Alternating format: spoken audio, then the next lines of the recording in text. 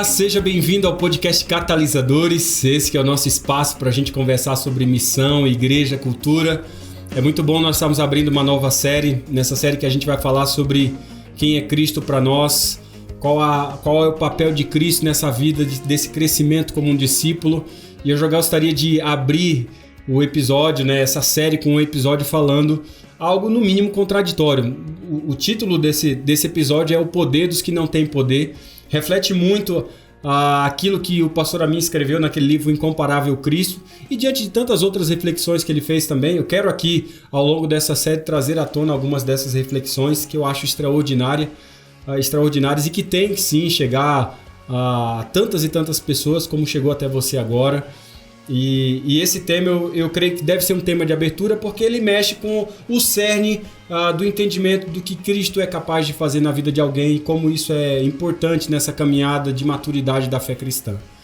Parece no mínimo também uma contradição, o título, O Poder dos que não têm poder, porque no mundo onde a gente vive, na sociedade que a gente está, na cultura que a gente faz parte, poder está relacionado com poder. A verdade simples e clara, comunicada de muitas formas em nossa cultura, é que quem não tem poder está fora do jogo. Poder está associado com posição, poder está associado com recursos, poder está associado com carisma, com as celebridades, com a aparência, com a inteligência, com as realizações acadêmicas.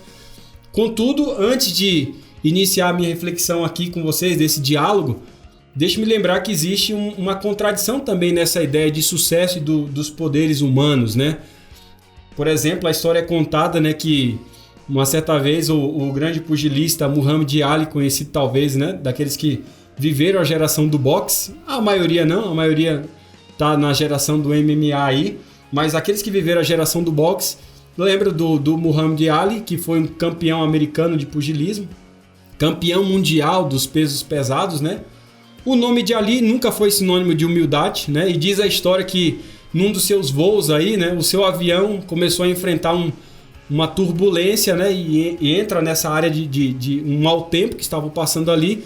O piloto então anuncia que todos devem colocar o cinto de segurança, e aí as aeromoças começam a observar os passageiros para ver se todos estavam devidamente afivelados e tal, e observa então que a garota ali, a aeromoça, observa que Muhammad Ali, esse cavalheiro aí, famoso, ele estava sem cinto de segurança, E ela se aproxima polidamente dele e diz o seguinte para ele: o senhor poderia colocar então o cinto de segurança, por gentileza?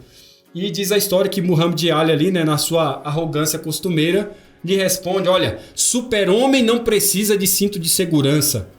E a moça, no mesmo fôlego, também lhe respondeu de uma maneira assim fulminante, mas também super-homem também não precisa de avião. Então, essa história é uma metáfora na brincadeira da condição humana, das nossas pequenas realizações. Anthony Campolo, por exemplo, escreveu 2 livros extraordinários, Um chama-se A Fantasia do Sucesso e o outro chama A Ilusão do Poder, ou melhor, O Engano do Poder, que mais recentemente, um outro cavaleiro chamado Steve Berglass também escreveu um outro livro chamado A Síndrome do Sucesso. E o subtítulo do livro dizia o seguinte: chegando ao chão quando você alcança o topo. A síndrome do sucesso. O livro discute os perigos morais, interpessoais e psicológicos do sucesso, do poder. Quando o Berglass ele fala desse livro, ele observa que as pessoas que, em geral, exercem poder, no processo elas acabam se autodestruindo. Destruindo relacionamentos, famílias que vão ficando para trás, pessoas que se tornam escravas do comportamento destrutivo para aliviar o vazio do coração e da vida. E aí vem a ilusão e o engano do poder. Então eu me pergunto então se a resposta para essa tentativa humana de poder não estaria realmente em a gente se esvaziar do poder. Como a gente vai ver nesse diálogo de hoje, uma forma, um poder invencível que surge, que brota, que emerge quando a gente se abre mão desse poder humano e recebe, e celebra uma outra forma de poder que talvez o Evangelho nos coloca de uma maneira extraordinária. O título está baseado sim na inspiração, na Bíblia, está baseado ali na inspiração do livro de Êxodo, que eu quero conversar com vocês, de Êxodo capítulo 4, do versículo 8 até o versículo 16. Este é um capítulo, né, que aparece entre o miraculoso ali chamado de Moisés no Monte Horebe e o começo da gloriosa libertação dos israelitas no Egito. Esse é um capítulo, se você olhar, é um capítulo estranho na história de Moisés. Ele aparece como basicamente ali um pequeno entreato no grande drama do Êxodo, que coloca, né, a questão em termos bem claros ali, simples. Basicamente ali é um episódio embaraçoso na vida de Moisés, mas que tem lições absurdas. E aqui nós encontramos aquele tipo de grandeza ou aquele tipo de fraqueza, né, que os bardos da literatura, né, que os biógrafos, eles tentam esconder dos seus heróis. Eu leio bastante biografia e tem algumas biografias que parece que o cara nunca erra, nunca faz coisa errada, né? Até aquele livro, A Minha Vida de Pastor, os três volumes que saiu, a gente olhava os pastores contando as suas histórias e eu me peguei em algum momento nessa observação de que ninguém nunca teve dificuldade ou sempre foi tudo muito feliz, tudo muito maravilhoso, não é? Parece que não é assim quando a gente olha os personagens da Bíblia. A Bíblia parece que faz questão em dizer que os camaradas tinham um coração difícil e que Deus também lutava com eles mesmo os amando eternamente. Eu confesso que eu próprio, muitas vezes, me senti desapontado com a leitura do texto de Êxodo capítulo 4. Tá? Porque eu fazia, desde pequeno, aquela outra ideia, né? Na minha infância, trazia aí aquele quadro de Moisés como o grande libertador, né? Na minha mente eu tinha Moisés como daqueles quadros da Bíblia na qual Moisés, né, quase que uma personificação do próprio Deus, assim, com uma figura imponente, expressiva, né, quase de terrível autoridade, completamente imponente, ao mesmo tempo assim com um olhar severo, uma pose dramática. E foi, se você olhar também, foi assim que Michelangelo imortalizou no mármore, né? Completamente forte, musculoso, né? Barbado, assim, imperturbável, né? Com seu olhar fixo no horizonte, assim como que aquela pessoa que com aquele olhar no horizonte distante, com as duas tábuas, né? da lei de Deus nas mãos, como se a própria autoridade da lei dependesse também da autoridade dele. E de fato, se você olhar na filosofia, o próprio Sigmund Freud também, impressionado com essa visão de Moisés, analisou a sua teoria do complexo paterno e escreveu um livro intitulado Moisés e o Monoteísmo, né? Onde Moisés se ergue como um símbolo dos temores da infância, da perspectiva dos opressos do mundo, né? Daqueles que sofrem a opressão como os filhos de Israel, fazendo tijolos e construindo pirâmides. Moisés, sem dúvida, é visto como um símbolo de força revolucionária capaz de subverter os opressores, né? E o seu nome soa aí como o nome de Karl Marx, né, de Mao Tse Tung e, na pior das hipóteses, de Che Guevara, quem sabe até. Eu estou estudando a teologia da libertação e quando você percebe a teologia da libertação, que nos seus dias áureos, né, para aqueles teólogos representantes de milhões que vivem sobre a opressão da América Latina, né, clamando por um novo êxodo, Moisés é sem dúvida um símbolo de esperança, né? Moisés é visto como um campeão destemido da liberdade, um libertador. Mas, contudo, entretanto, para um bom estudioso da teologia da libertação e sabe que o negócio não vai muito longe da perspectiva do Evangelho, a leitura desse capítulo no livro praticamente destrói as nossas fantasias acerca de Moisés. Aqui aparece um Moisés com lamúrias, com queixas, com infindáveis objeções, cheios de autopiedade, questionando com incredulidade a libertação do povo como uma série de escusas, né? Aqui Moisés certamente não é o super-homem do Sinai, imortalizado por Michelangelo, né? Menos ainda um destemido libertador dos teólogos da libertação. Ele aparece aqui apenas como um pastor do deserto, sem qualquer posse, um pobre homem velho que deseja apenas ser deixado em paz, para quem esse sonho de libertação parece ser uma utopia, bem intencionada até, mas apenas uma insanidade para muitos, né? Apenas uma insanidade. Quando Jeová aparece ali cheio de esperança na história, Moisés, na verdade, é o realista do texto. Se você olhar Êxodo 4, Moisés é o realista do texto, enquanto Deus está cheio de sonho para libertar o seu povo, fazer deles uma grande nação. O chamado de Moisés certamente aparece como uma extraordinária tarefa na sua frente, né? E esse chamado é realmente o chamado do insignificante, o chamado do insuficiente, o chamado do inadequado, o chamado dos que não têm poder. Daí o título desse episódio, o poder dos que não têm poder. Se você ler Êxodo no capítulo 4, versículo 1, ali você já vai ver a primeira reação de Moisés, né? Primeira reação de Moisés, no capítulo 4, versículo 1, respondeu Moisés: mas eis que não crerão, nem acudirão à minha voz, pois dirão, o Senhor não te apareceu.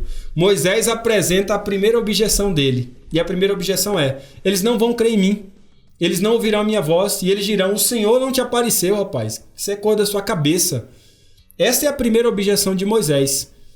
E sem qualquer dúvida, se você olhar para o texto e para o contexto dele, é uma boa objeção. Essa é uma boa objeção. Curioso é que ela também é uma negação daquilo que Deus já havia profetizado no capítulo 3, versículo 18, porque lá no capítulo 3, versículo 18, no livro de Êxodo, Deus dissera para ele que eles vão te ouvir, Moisés. Eles vão te ouvir, os líderes vão te ouvir, eles vão ouvir você.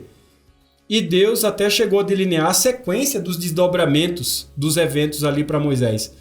Mas, como você percebeu aqui já na primeira escusa de Moisés, Moisés tem outra leitura dos fatos, né? Contrariando Jeová, ele conhece muito bem quem são seus irmãos, ele sabe que o povo é incrédulo e ele tinha que aparecer ali com muito mais do que uma declaração de que o Senhor me apareceu.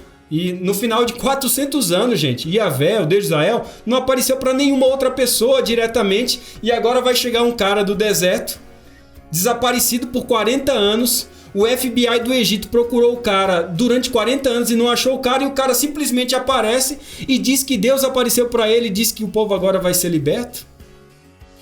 O FBI do Egito colocaram a procura em diversas partes e finalmente eles haviam fechado a questão considerando como um mistério não solucionado. E agora Moisés ressuscita da poeira do deserto. Eles não me ouvirão, né? Eu chamo essa objeção de Moisés de a escusa sociológica. A escusa sociológica. Essa é a escusa que a gente apresenta quando nos baseamos no conhecimento que nós temos dos outros, né? Das outras pessoas, né? Esse é o tipo de acusação baseado no conhecimento que se tem dos outros, né? A gente olha, não, mas eles não vão crer, não, meu vizinho é difícil, não, as pessoas, elas não vão aceitar, Moisés, eles não ouvirão a minha voz. Esse é o tipo de objeção que está mais baseado no conhecimento que nós temos das pessoas do que na missão que Deus nos destinou a fazer. Esta é a objeção que todos nós temos baseado nos conhecimentos das circunstâncias. Estes planos, normalmente a gente diz, eles não vão funcionar. Nós somos muitas vezes, eu percebo, vítimas dessa mesma mentalidade, sabia? O mundo secularizado, né, o mundo pós-moderno, ele não manifesta qualquer interesse pelo evangelho.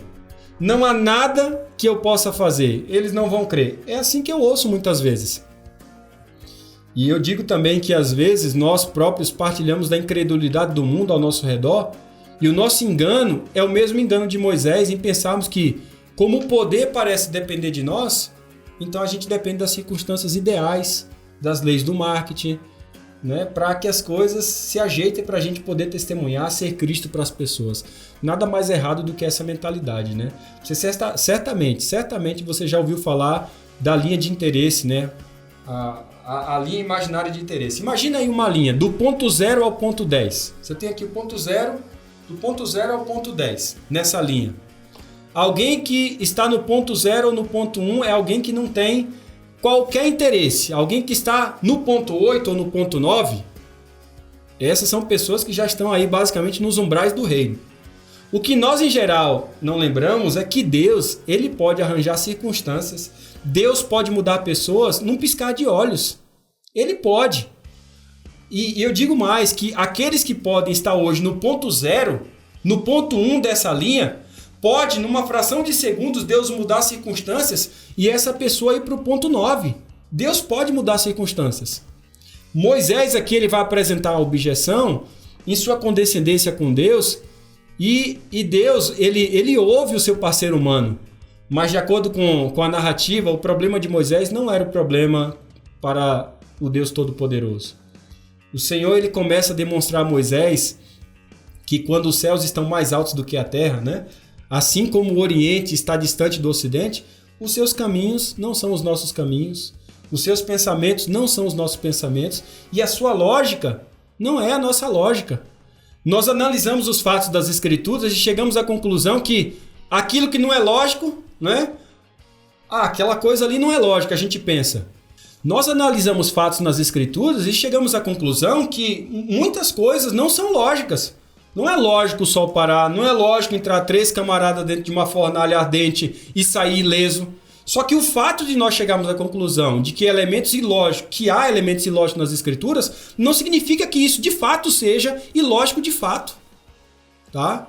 Mas apenas supralógico. Vai além da nossa compreensão.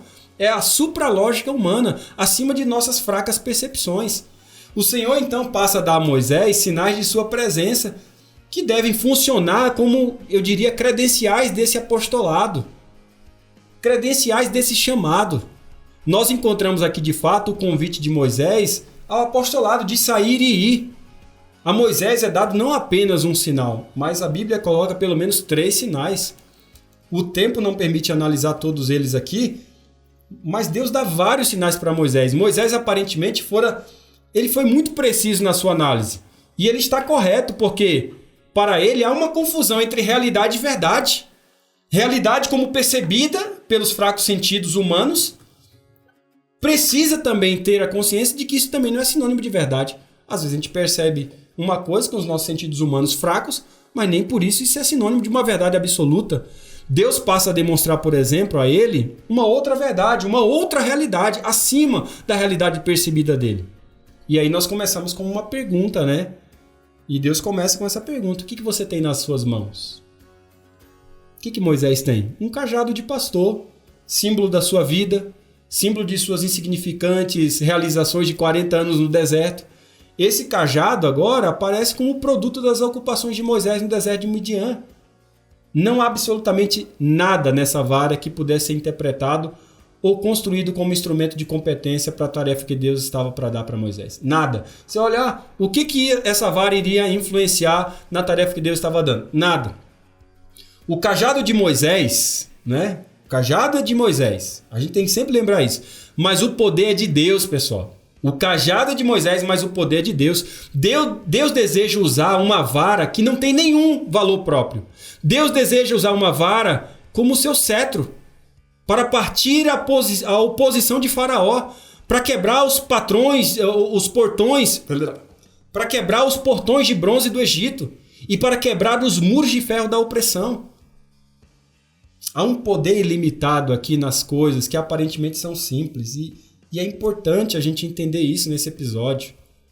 Há um poder nas coisas simples, nas pessoas, quando elas se submetem ao poder de Deus. Deus pergunta: Moisés, o que você tem na mão? Lia, o que você tem na mão? Aí a gente pode responder assim: Alex, o que você tem na mão? E eu digo para Deus assim, muitas vezes eu digo isso para Deus: Deus, eu não tenho muita coisa, eu sou uma pessoa ordinária, comum, com uma capacidade insignificante, um treino restrito, uma vida simples. E às vezes eu fico me perguntando, né, o que conta em última análise? O que conta realmente? E eu tenho descoberto nessas reflexões que o que conta não é o que nós temos, mas quem vai usar o que a gente tem.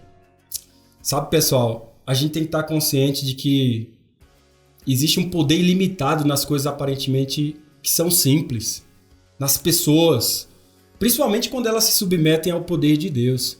Deus pergunta assim: o que você tem na mão? O que você tem em suas mãos? O que você tem, Alex? E a gente pode responder. Quantas vezes eu já me peguei assim, né? Tentando responder essa pergunta: o que eu tenho nas mãos para Deus realmente, né? E quantas vezes eu me confessei diante de Deus e disse assim: Senhor, a única coisa que eu tenho é uma personalidade ordinária comum, uma capacidade insignificante, um treino restrito, uma vida simples. Mas eu tenho percebido ao longo dessas reflexões, desses nossos episódios aqui nesse podcast, de que o que conta em última análise não é o que a gente tem, mas quem vai usar o que a gente tem. E de fato essa vara se torna na mão de Deus o seu cetro.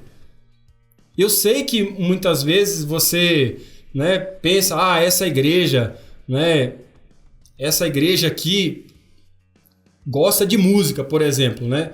Eu estou falando isso porque eu li a história de Paganini, né? Nós o conhecemos como um grande violinista que num concerto propositalmente diz a história, né? Quebra todas as cordas do seu violino, todas exceto uma, né? E numa única corda ele começa a encantar a sua audiência ali, que se deslumbra e o aplaude de pé. Numa única corda, mas é uma única corda e Paganini. É um cajado, mas é um cajado nas mãos certas, é um cajado e Deus. Esse é o poder dos que não têm poder. É quando eu me vejo o seguinte, eu não consigo convencer essas pessoas, falar para essas pessoas, mas o Espírito Santo convence porque o poder dele, o Senhor está absolutamente confiante. Se eles não creem, Moisés, se eles não crerem primeiro no sinal, eles crerão no segundo. Se eles não crerem no segundo, crerão no terceiro. E no final do capítulo torna-se claro que Deus estava correto, que o povo creu. Nós aprendemos que o povo creu mais naquilo que viu do que naquilo que ouviu. O problema de fato não estava com o povo, estava com Moisés. Ele estava incrédulo quanto ao plano. E esse encontro com o Senhor parece algo embaraçoso demais para ele. E depois da sua escusa sociológica, ele elabora uma outra desculpa. É o que você vai encontrar no versículo 10. Quando ele diz, olha Senhor, eu sou pesado de boca e de língua. Eu não consigo me expressar direito para essas pessoas. Esta é o que eu chamo de escusa psicológica, né? É a escusa psicológica. A outra é a desculpa sociológica, é baseada no conhecimento que nós temos dos outros. A desculpa psicológica é baseada no conhecimento de nós próprios. E esta é às vezes mais devastadora ainda. Sabe por quê? Porque olhando para as minhas limitações, para as minhas debilidades, para os meus obstáculos, para a minha incapacidade, né? Normalmente eu tendo a focalizar em mim mesmo. A gente tende a focalizar em nós próprios e aí a gente vai perdendo de vista o poder que, em última análise, está fora de nós e não em nós.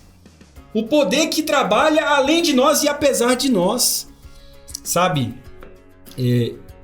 Essa reflexão, ela sempre quando eu trago ela à tona, ela mexe muito comigo, porque ela me mostra de onde eu vim e onde Deus me colocou, e ainda esse sentimento de incapacidade de perceber que o poder vem dele. O poder para esse movimento de plantação, do Acts, do Vintage, e tudo que a gente está vendo acontecer de um movimento mundial de plantio de igrejas, é somente pelo poder de Deus. Sabe, amigos, antes que vocês possam terminar esse episódio aqui, eu gostaria que você lembrasse de que o poder não tem a ver com as nossas habilidades. Poder não tem a ver com as nossas desabilidades. Poder não tem a ver nem com habilidade, nem com desabilidade. Não tem a ver com as nossas inabilidades. Poder tem a ver com a nossa disponibilidade.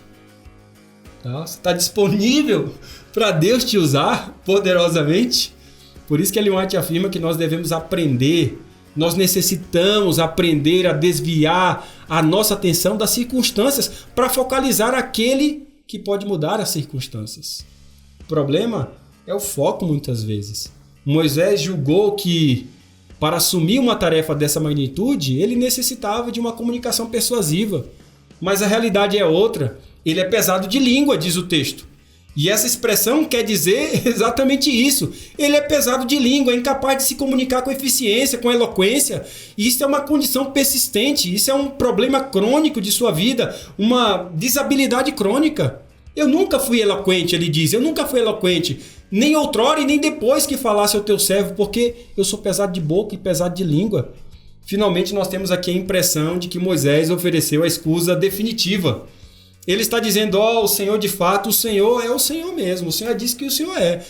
O Senhor é Yahweh, o Deus de Israel, o Criador. Mas quem sou eu? Eu sou o velho Moisés, pesado de boca, pesado de língua. Moisés está enganado, gente, ao julgar que eloquência é apenas uma questão de comunicação dos lábios. Há outros tipos de eloquência, há outras formas de eloquência. Há a eloquência do silêncio. Há, sobretudo, a eloquência dos atos. A eloquência do caráter, muitas vezes muito mais persuasivos, de longe, do que a eloquência do discurso. A reivindicação aqui da inadequação de Moisés é um tema recorrente no Antigo Testamento, mas também é recorrente no Antigo Testamento de que Deus torna o fraco forte. de que Deus transforma, né, o insignificante em poder, do último para o primeiro. Isso é Deus, gente. O significado teológico aqui, fundamental, é o mesmo. A palavra é de Deus, o governo é de Deus é autoridade. A libertação pertence a Ele, não vem do homem, não importa quem seja o homem. Muitas vezes essa noção da gente recitar as nossas limitações parece ou passa por humildade. Também acontece isso, né? Mas humildade que apenas relembra as deficiências sem contar com o poder daquele que não conhece limites não é justificada de acordo com o Evangelho.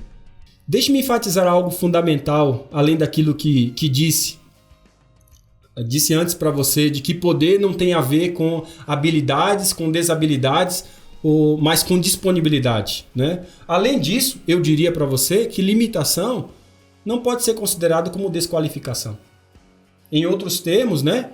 Em outras palavras, limitação não é sinônimo de desqualificação, porque no serviço de Deus não existe qualquer relação entre aquilo que nós somos e aquilo que nós podemos fazer se não tomarmos em conta o sobrenatural.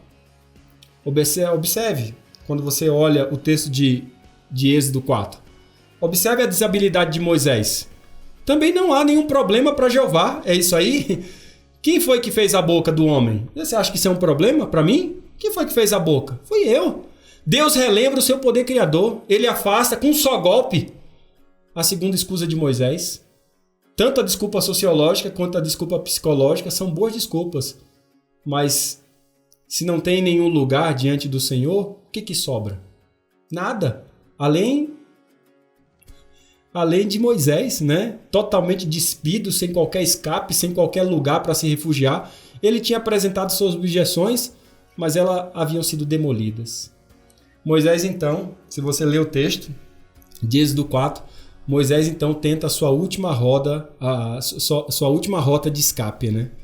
Você vai ver isso no verso 13, que ele diz: olha, Senhor, tudo muito bem, tá tudo certo, o povo creu mesmo, o Senhor me deu um escape para eu conseguir me comunicar, mas eu acho que eu não sou o homem.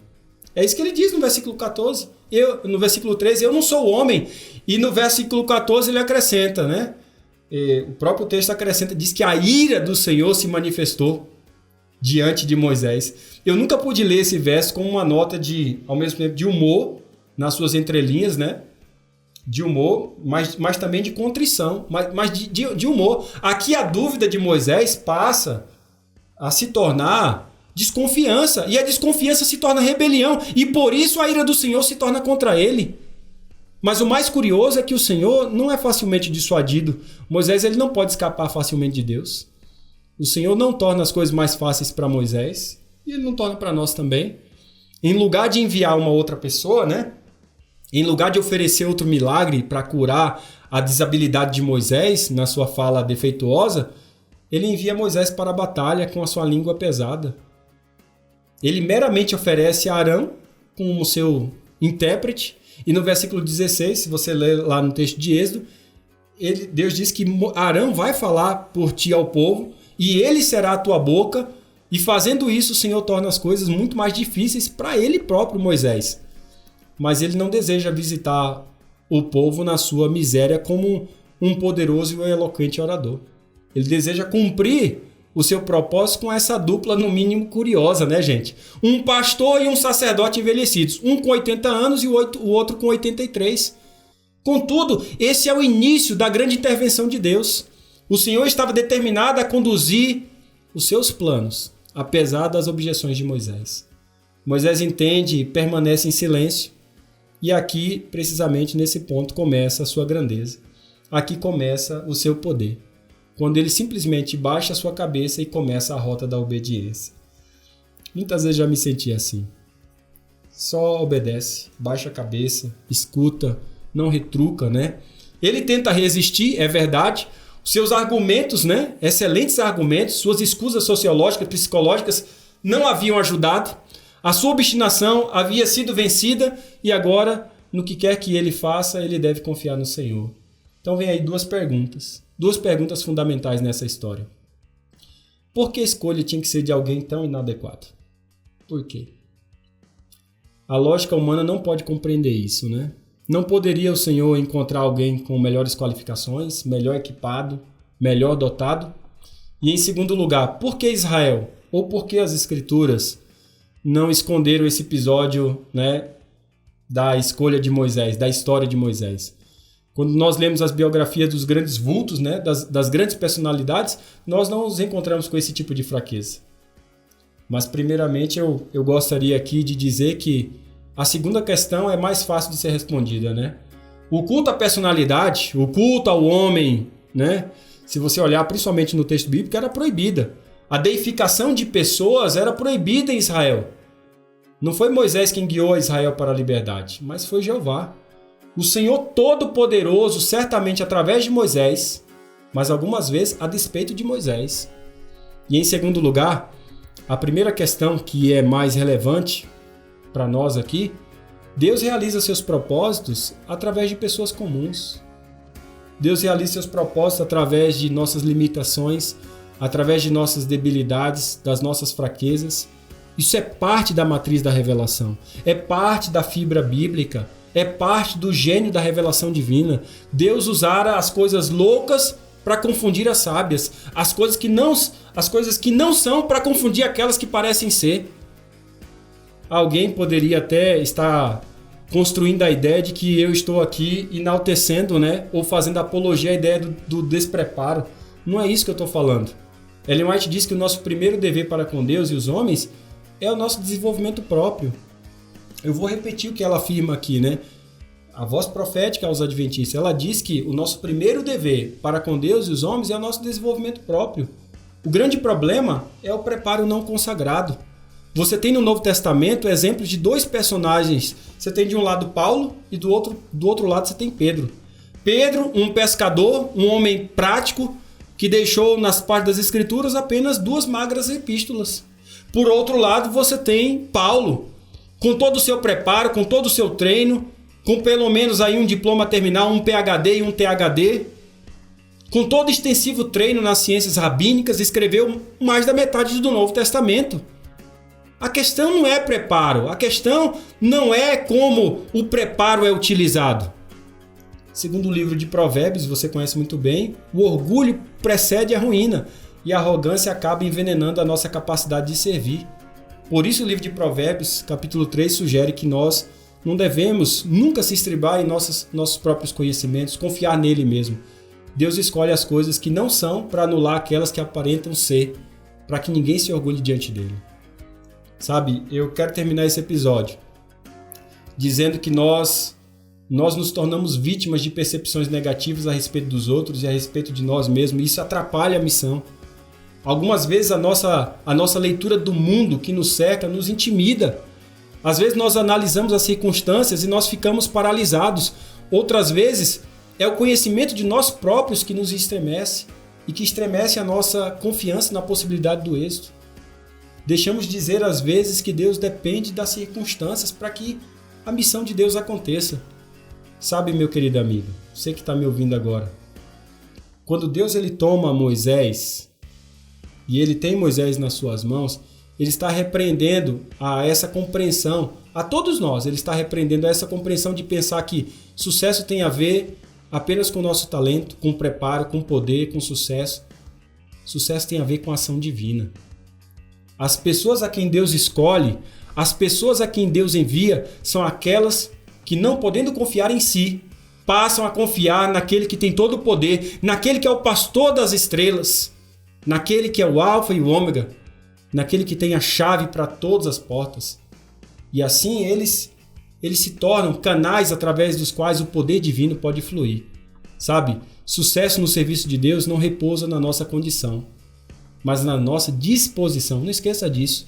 O que realmente conta não é a nossa habilidade, inabilidade ou desabilidade, mas a nossa disponibilidade.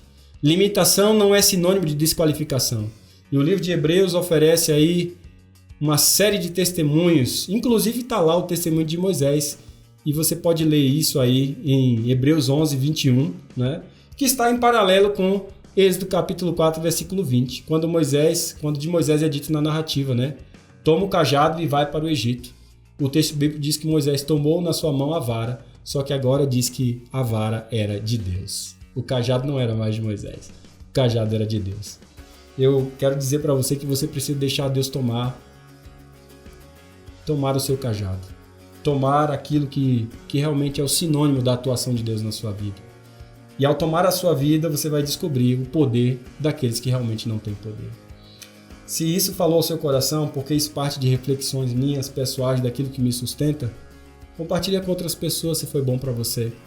Eu acredito que no próximo episódio, quando a gente vai falar sobre as faces de Cristo, e como essa face de Cristo ela faz sentido na minha vida e faz sentido na vida de tantas pessoas, e pode fazer na sua também, torna a nossa vida com outro significado e a gente vai entendendo de que o verdadeiro poder emana dele e é nele que nós vivemos e existimos.